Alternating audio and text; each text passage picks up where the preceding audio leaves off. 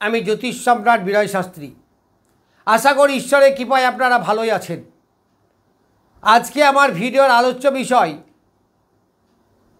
শুক্রের মিথুন রাশি থেকে কর্কট রাশিতে পদার্পণ।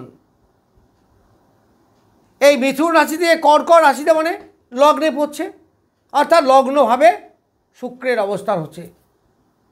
তাহলে এই শুক্র এই কর্কট রাশি বা লগ্নে জাতক জাতিকার উপর কীরূপ প্রভাব বিস্তার করবে?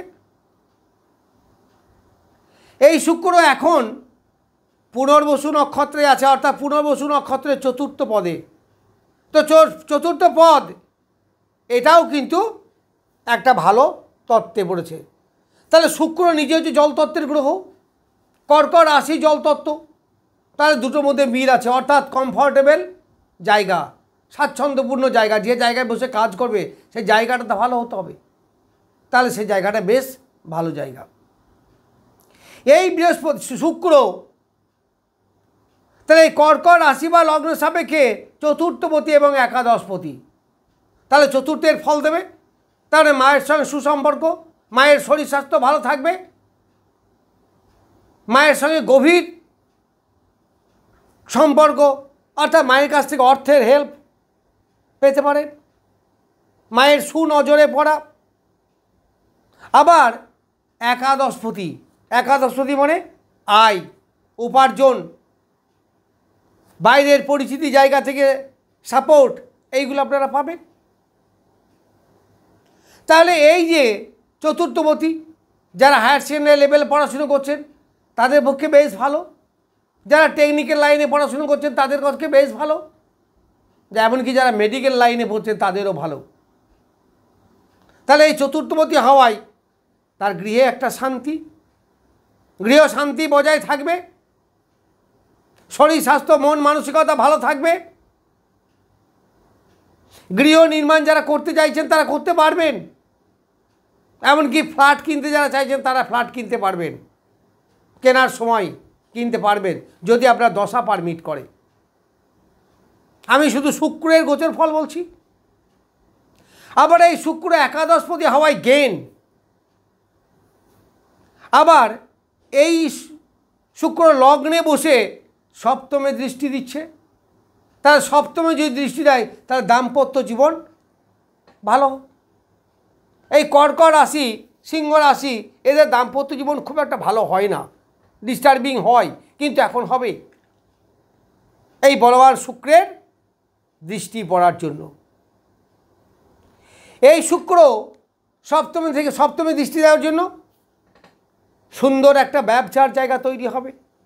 শুক্রে ওরিয়েন্টেড ব্যবসা করতে হবে, যারা করেন তাদের পক্ষে খুব ভালো, যেমন সাজ পোশাকের ব্যবসা, খাবারের ব্যবসা, কম্পিউটার ওরিয়েন্টেড ব্যবসা, সূক্ষ্ম যন্ত্রপাতির ব্যবসা,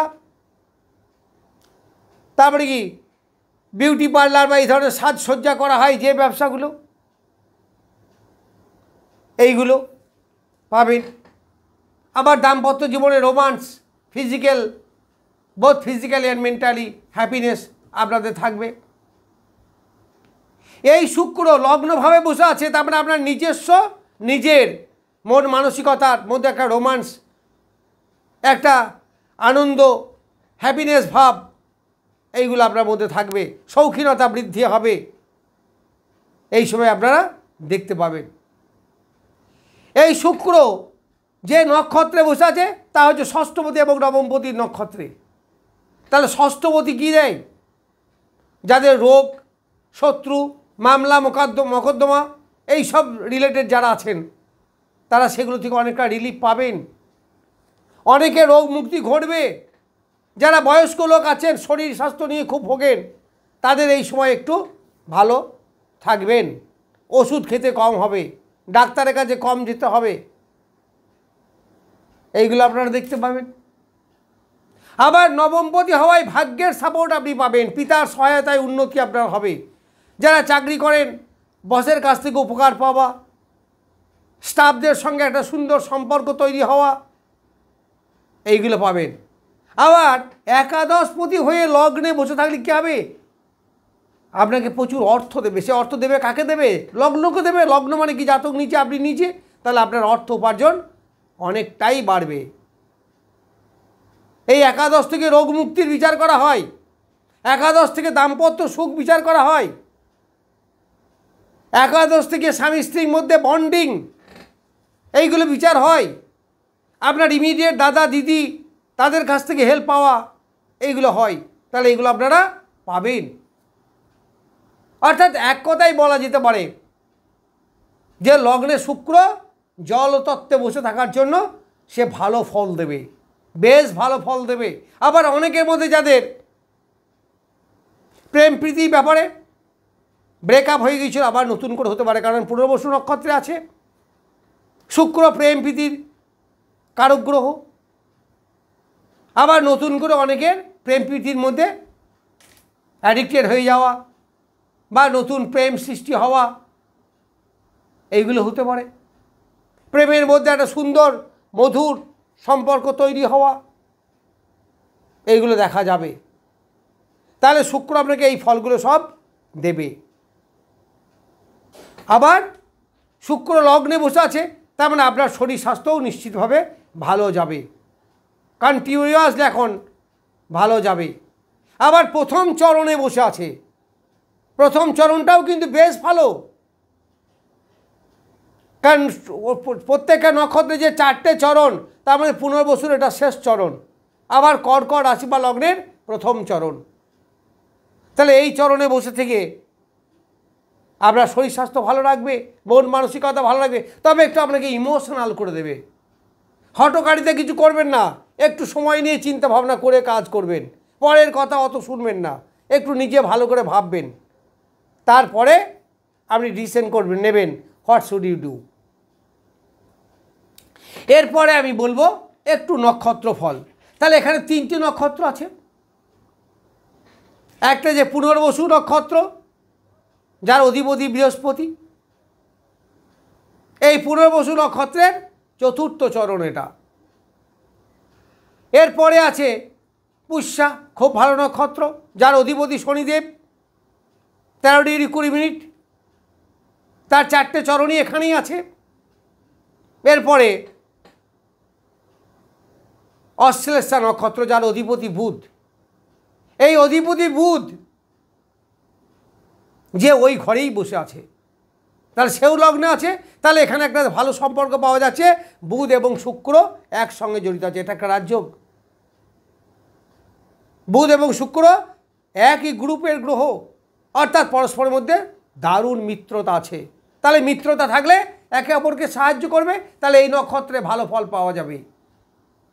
তাহলে প্রথম বলি যাদের 7 নক্ষত্রে জন্ম, তাহলে এই 7 নক্ষত্রেই তাদের জন্ম নক্ষত্র। তাহলে 7 যদি জন্ম নক্ষত্র হয়, তাহলে জন্ম নক্ষত্রে শুভ গ্রহ আছে, আবার বৃহস্পতির নক্ষত্র। তাহলে শরীর স্বাস্থ্য মন মেজাজ এইগুলো ভালো থাকবে। এই সময় কোনো রকম ঝামেলা ঝঞ্ঝাট অশান্তি বা শরীরের উপরে সেরকম রোগ শোক দেখা যাবে না, অর্থাৎ মোরাললেস ভালোই থাকবেন। 2 নম্বর বলবো পুষ্যা নক্ষত্র, খুব ভালো নক্ষত্র আমি বলেছি। এই পুষ্যা হচ্ছে অতিমিত্র নক্ষত্র, তারপরে জন্ম নক্ষত্রতে যা ভালো ছিল তার থেকেও ভালো হচ্ছে এই অতিমিত্র নক্ষত্র। তাই নবতারা চক্রদের সবথেকে বলবান এবং শুভ নক্ষত্র যে অতিমিত্র নক্ষত্র। তাহলে পুষ্যা নক্ষত্রে যাদের জন্ম তাদের খুব ভালো হবে। আমি যে ফলগুলো বললাম মোরাললেস সব পাবেন। তবে সমস্যা অন্য গ্রহের সমস্যা দিতে পারে। যদি আপনার রাশিচক্রে এই শুক্র বা বৃহস্পতি ভালো হয়, তাহলে আপনি নিশ্চিত ভালো ফল পাবেন, এতে কোনো সন্দেহ নেই। এই বেস্ট ফ্রেন্ড, অর্থাৎ চলতে উঠতে বসতে ব্যবসা করতে চাকরি করতে সর্বদাই আপনাকে সাপোর্ট করবে এই অতিমিত্র নক্ষত্র। এরপর আমি যাব 9 নক্ষত্র অশ্লেষা। অশ্লেষা নক্ষত্রের ধরন হচ্ছে একটু কুড়ে, এরা খুব শান্তপ্রিয় হয়, এরা ঝামেলা ঝঞ্ঝাট অশান্তিতে একদমই চায় না, শান্তভাবে থাকতে যায়, বাবা আমাকেও ডিস্টার্ব করো না, আমি কাউকে ডিস্টার্ব করব না, এটা হচ্ছে এই ধরনের নক্ষত্র। তাহলে বুধের নক্ষত্র, বুধ এই ঘরেই বসে আছে, বুধ শুক্রের যোগ হয়েই আছে, তাহলে এদের কাছে হচ্ছে অতিমিত্র থেকে মিত্র নক্ষত্র। তাহলে প্রথমটা জন্ম নক্ষত্র, দ্বিতীয় পুষ্যা হচ্ছে অতিমিত্র নক্ষত্র, আর তৃতীয় হচ্ছে মিত্র নক্ষত্র। এটাও ভালো, ওটাকে যদি আমি বেস্ট ফ্রেন্ড বলি, এটাকে আমি গুড ফ্রেন্ড বলবো। তাহলে এটাও আপনার ভালো, আর জন্মটাকে আমি ফ্রেন্ড বলি শুধু। এই হচ্ছে স্টেপিং। তাহলে এই যে 9 নক্ষত্র যাদের জন্ম, তাদেরও কিন্তু বেশ ভালো সময়। তাদের আর্থিক উপার্জন, শরীর স্বাস্থ্য, মন মানসিকতা, পরিবার পরিজনকে নিয়ে সুখে থাকার একটা সময়। যাই হোক, আমি এই সম্বন্ধে অল্প কিছু বললাম। নমস্কার, আজ এই পর্যন্তই।